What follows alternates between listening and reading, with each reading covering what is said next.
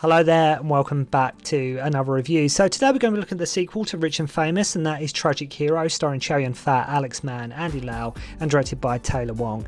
Now you can't underestimate these two movies for their sheer ambition and confidence. They were shot back to back. They tell a story that stretches over a number of years, and despite what you think of the two movies, there is a real confidence and ambition to them. I know I'm sort of repeating myself from my Rich and Famous review, but I still stand by that. I think these films have a very strong sense of confidence. There is a story that Taylor Wong wants to tell, and he tells it incredibly well. Now, I really enjoy these two movies because in a way they're sort of an epic in nature, and I think the reason why people maybe give them a bit of a hard time, as I mentioned previously, is like people saw A Better Tomorrow, they see Chow Yun-fat is in it, so they instantly think it's going to be a shoot 'em up, bloodshed, you know, that kind of thing, explosions going crazy. But make no mistake, these movies are all about characters, and it's thanks to the performances of our lead and cast here, especially Alex Mann, who puts in a stellar performance, that these two movies really do work. Kind of movies that, like the kind of movies you can put on a rainy afternoon and just get completely invested in them. Chow Yun-fat was a huge big deal at this point, and probably the hottest thing in Hong Kong on two legs, and I think that's why he done these movies. He wanted to work with different directors, he wanted to show his range, and he didn't want to be just known as the heroic bloodshed guy. Now, Rich and Famous, Chow really didn't have all that much to do. Yes, he was in it, yes, he had his moments, but he really was sort of, in a way, sort of a background sort of character, well, sort of supporting character in that movie. But here in Tragic Hero, he really is brought forward. There is also Alan Tam and Danny Lee in these movies as well. Danny's part in particular, you could argue, is a bit underwritten and could have been maybe done with a bit more depth and focus in terms of his character. But as I say, that's the only. There are a few little. As I say, the films aren't perfect by any means, but I think they're extremely well done movies. But yeah, Danny Lee's character is, I think, personally for me, a tiny bit underwritten. And it's so bizarre that they actually released this movie first, originally. I guess it's, like I say, but I think it's because it had more action in it, there was more Chow Yun-fat in it, so they released Tragic Hero first. But for me personally, I think you need to watch Rich and Famous first before you go to this one. But can you imagine that? It's like watching Kill Bill Volume 2 before you've seen Kill Bill Volume 1. I'm sure there's many of you that did do them that way, like you saw 2 before you saw 1. It might work watching that way for the first time, I don't know. But I think with these two movies here, I think you definitely need to watch Rich and Famous first. So the film opens with a brief recap of what happened in the first movie. We are now in the 80s, and young Alex Mann's character is sort of risen up in the underworld. If you recall at the end of the previous movie, Rich and Famous, he was getting impatient, he was getting greedy, he was getting selfish. You know, he'd been helped by Chow Yun-fat's character, but he wanted more for himself. So I love when Chow and him meet at the start of this movie and exchange pleasantries, but then walking away, young is like, yeah, let's see how long that self-righteous F-bomb lasts. So basically they're all sort of polite to each other's face, but Young absolutely hates him. He wants him gone. So what Taylor Wong does well is in the pacing of the shots too, is they're never rushed, but they're never too slow either. So his dad and Pauline Wong's character, Wei Chu, are disgusted with Young and all the things he has done. So without being too flamboyant, Chow, if you remember, he's married to Bo Yi, he just buys her a boat, of all things, for her birthday. We catch up with Andy, and our Chai warns him about Young, saying he is dangerous. So Chu, another boss, and his men point their guns at Young at a banquet, saying it was him that conspired with the Taiwanese to rob their shipment. But, however, they turn out to all be on Young's side now, and he just launches himself over the table to stab Chu with a broken wine bottle. So Bo Yi and her son spot Young while shopping, and Chow sort of has his help, he has his assistants, he has his bodyguards, right? And I love how Chow's help, they just go to take on Young and his men in a fist fight. I mean, that's what you call loyalty right there. After Bo Yi insists they don't tell Chais, they don't want it to be a big deal, Danny Lee just seems to pop up whenever he feels like it as this sort of straight, no-nonsense cop.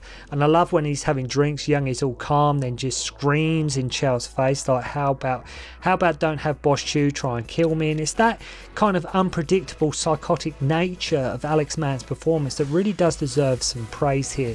Even insults Chow's wife, saying he married second-hand goods. Out of nowhere, Andy as Kwok comes back and tells Young not to hurt Chai. First he wants him to beg, then make tea, then get on his knees, and he's like, the last thing you told me was you don't have a brother. And now it's like, suits you, now you have a brother. So as I say, I mean, you just can't win with this guy.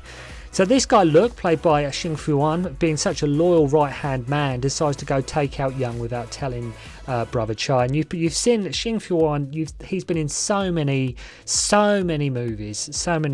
I'm going to be reviewing one of the movies where he was actually the lead character, and that is Blue Jean Monster. I've got a review for that coming up. But he's been in loads of stuff, loads of Sammo Hungs. He was in The Inspector Wears Skirts. He's been in more movies than you can count. He's just been in so many stuff, but he's such a loyal right-hand man in this. He decides to go and take out Young without telling Chow Yun-fat. He pretends he is a window cleaner and descends right outside Young's office. Plan doesn't work as Young's men blow him away. He manages to come back and tackle Young by leaping through a window, and he is so close to actually killing him. And at this point, you're sort of cheering him on, right? Because you want Young dead, because he's absolutely. Just like I say, he is just the villain you love to hate. Chow doesn't know sort of who he can trust at this point, as someone sold Luck out. And it's worth mentioning, for the first initial phases of the movie, Andy Lau has not had really all that much to do. It's mainly been a Chow Yun-fat and Alex Mann movie, which makes up for, like I say, compared to the previous movie with Chow not having an awful amount to do. Here he very much does. But Alex Mann, for the most part, in both movies, is really, you could say, not necessarily the lead, but he's basically the central figure of the movies, and he just does carry it really well. And I say, really, it's worth watching these movies, even if you only see them once. Just watch it for Alex Mann's performance, because you'd say he's just absolutely incredible in them. So anyway, cut a long story short, Wei Chu gets killed, and Brother Chai just can't catch a break at this point in the movie. Him and his family go to visit Andy, because he's sort of living abroad now. And check this shot here of the sunset as Chai and Kwok are having a chat near the waterfront, and it looks so peaceful, and it's really well shot, and some of the cinematography in it is really well done too. Basically, he wants Kwok to look after his wife and child so he can basically go and take out Young, right? So because he's just had enough. I've skipped a couple of plot beats here and there, but basically at the end of the day, Chow Yun-fat and his family, they've sort of retreated to where Andy Lau is. He's like, look after my family, so I'm going to go and take out Young, okay?